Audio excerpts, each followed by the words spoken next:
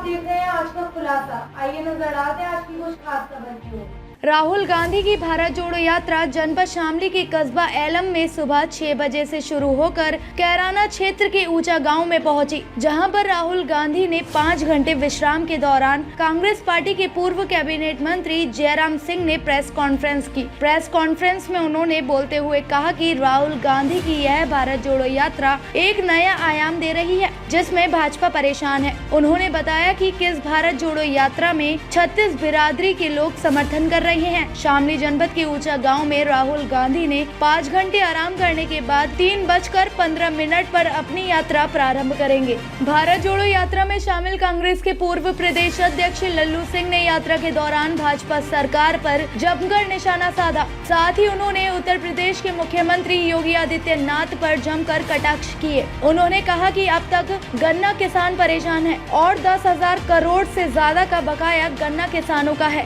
जो शुगर मिले भुगतान नहीं कर रही है। आवारा जानवर किसानों की फसलों को खा रही हैं। यूरिया महंगा है, बहुत महंगाई हो गई है। आम आदमी परेशान है। उत्तर प्रदेश का उप मुख्यमंत्री खुद परेशान है। डॉक्टर उनकी नहीं सुन रहे हैं। उन्हीं के विभाग का मामला है। रोज छापेमारी करते हैं, रोज सोशल मीडिया पर वायरल होते हैं, लेकिन अधिकारी है कि सुनते ही नहीं है। साथ ही उन्होंने कहा कि योगी जी मुंबई में फिल्म शूटिंग में मस्त हैं, ब्रांड एम्बेसडरिंग करने गए हैं। उत्तर प्रदेश में कुलपति ने विनय पाठक 27 विश्वविद्यालयों के कुलपति हैं, वह जिनकी डिग्री फर्जी है और उनकी अब तक गिरफ्तारी नहीं हुई है। उन्होंने अभी एक ऑस्ट्रेलिया के विश्वविद्यालय से 35,000 करोड़ का टाई अप किया है, जिससे किया है वह फर्जी है। सपा और बसपा के समर्थन पर लल्लू सिंह ने कटाक्ष करते हुए कहा कि यह यात्रा है और हम सबका स्वागत करने के लिए निकले हुए हैं। इतिहास जब अखिलेश यादव जी से सवाल करेगा और पूछेगा कि जब एक नौजवान किसान खेत खलियान महंगाई बेरोजगारी के सवाल पर कन्याकुमारी से कश्मीर तक सड़कों पर चला था, ठंड में चला था, ठिठुरन में चला था,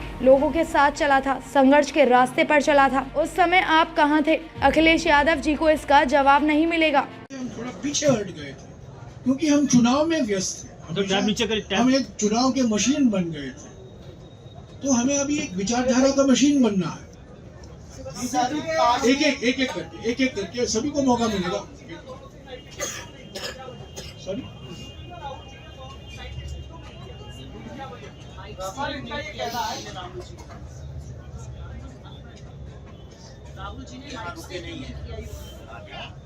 दिल्ली जा रहे हैं बार-बार।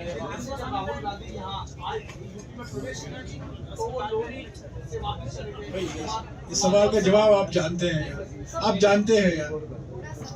काबुल नहीं हो सकता, कन्याकुमारी से कश्मीर है। सब फाइनल डेस्टिनेशन काबुल नहीं हो सकता, कश्मीर नहीं हो सकता। कश्मीरी क्यों है सर?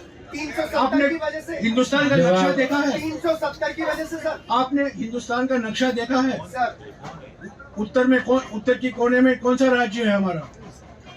जी बताइए ना। मैं आपसे सवाल पूछ रहा हूँ, बताइए। मेरा सवाल ये है, अरे यार, अरे भाई, कि मैं आपको याद दिला दूं, ये सवाल राहुल जी से किया गया था एक बार, और उन्होंने कहा था मैं आरएसएस मुक्त भारत नहीं चाहता हूँ।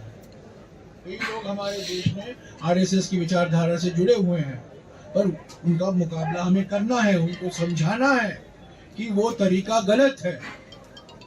जो अनेकताएं हमारे देश में, वो अनेकताओं को सम्मान नहीं दिया जा सकता जिस तरीके से आरएसएस सोचती है।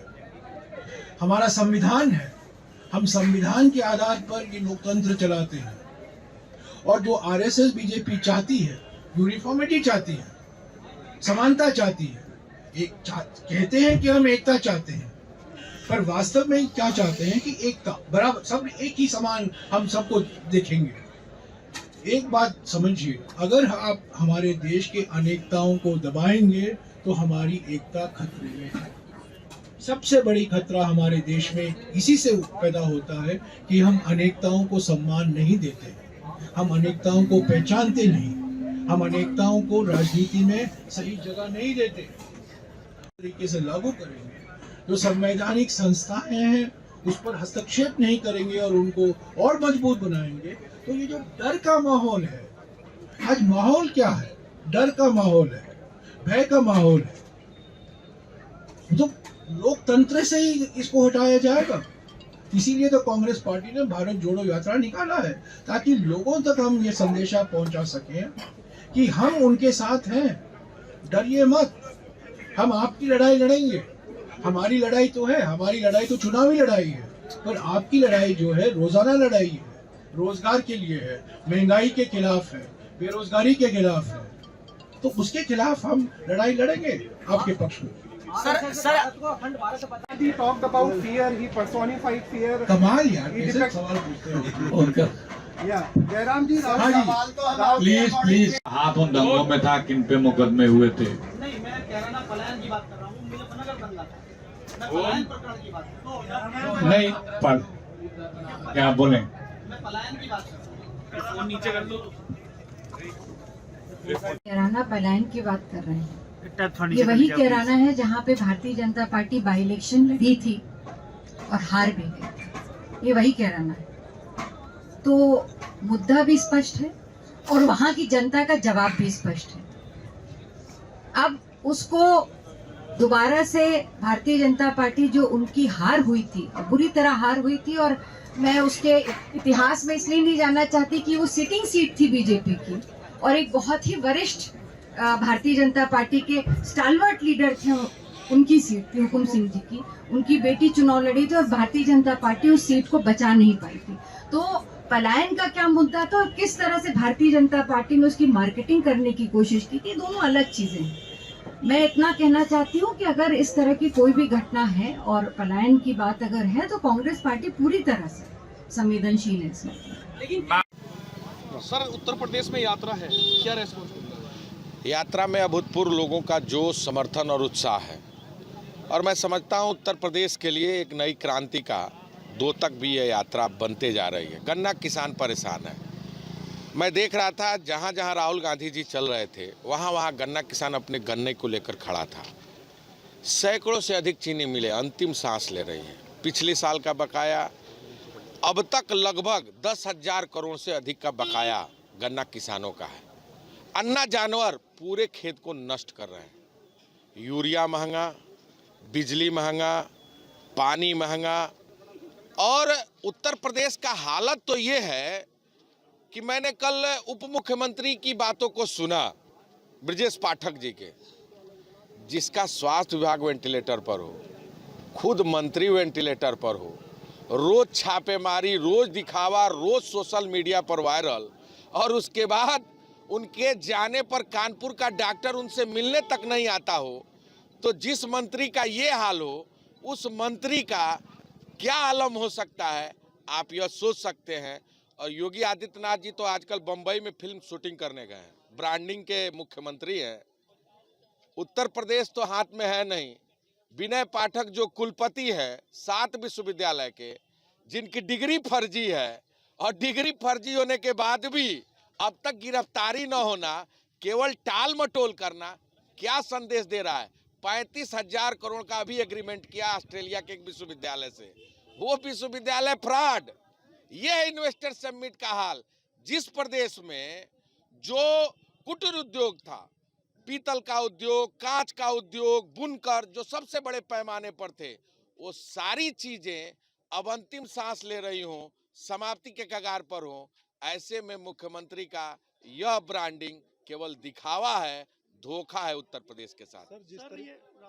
सड़कों पर संघर्ष कर रहा है, इस कड़कड़ाती ठंड में वो पैदल चल रहा है, लोगों की आवाज बन रहा है, गरीब, किसान, मजदूर, नौजवान की आवाज बनकर सड़कों पर संघर्ष कर रहा है। निश्चित रूप से परिवर्तन होकर रहेगा और एक नया आयाम, एक नया इतिहास और एक नई क्रांति इस देश में पैदा होने जा रही है। 2024 का चुनाव से जोड़कर इसको देखा जा रहा है। देखिए, चुनाव अपने जगह पर है, लेकिन आज जरूरत है देश में नफरत की सियासत को मिटाने का। आज देश में जरूरत है किसानों की बात करने का, बेरोजगार नौजवान की बात करने का, गिरती हुई अर्थव्यवस्था की बात करने का, गिरते हुए रुपए की बात करने का। आज जिस तरह उत्तर प्रदेश में भ्रष्टाचार का बोलबाला है, यूनिवर्सिटी का कुलपति, 7 यूनिवर्सिटी का विनय पाठक, जिसका मार्कशीट फर्जी है, जो पूरी तरह हाईकोर्ट ने भी इस बात को माना है, उसके बाद भी उसके खिलाफ कार्रवाई नहीं, क्या संदेश देता है? 35,000 करोड़ से अधिक का इन्वेस्टर समिट, जिसमें पूरी तरह यह स्पष्ट है कि कि वो विश्वविद्यालय ऑस्ट्रेलिया में पूरी तरह फ्रॉड घोषित हो चुका है। उससे इन्वेस्टर सबमिट करा के ये ब्रांडिंग वाले बाबा जो अपने आप में मुख्यमंत्री बने हुए हैं, निश्चित तौर से उत्तर प्रदेश के नौजवानों के साथ किस तरह धोखा दे रहे हैं। 69,000 शिक्षक भर्ती में आज भी आरक्षण के घोटाले का शिकार नौजवान सड़कों पर संघर्ष कर रहा है। निश्चित तौर से व्यापारी, छोटा व्यापारी पूरे परिवार के साथ आत्महत्या कर रहा है। कस्टडियल मौत हो रही है। क्या बनाया उत्तर प्रदेश को? गन्ना का यह क्षेत्र है। अब तक गन्ने का रेट निर्धारित नहीं है। बकाया करोड़ों करोड़ रुपया, 7,000 करोड़ से अधिक का बकाया है, उस पर भी सरकार का ध्यान नहीं। अन्ना जानवरों से किसान परेशान है। दो डिप्टी सीएम जो है सत्ता के, वो लगातार आलोचनाएं कर रहे हैं। देखिए, हाथ कंगन को आरसी क्या, पढ़े लिखे को फारसी क्या।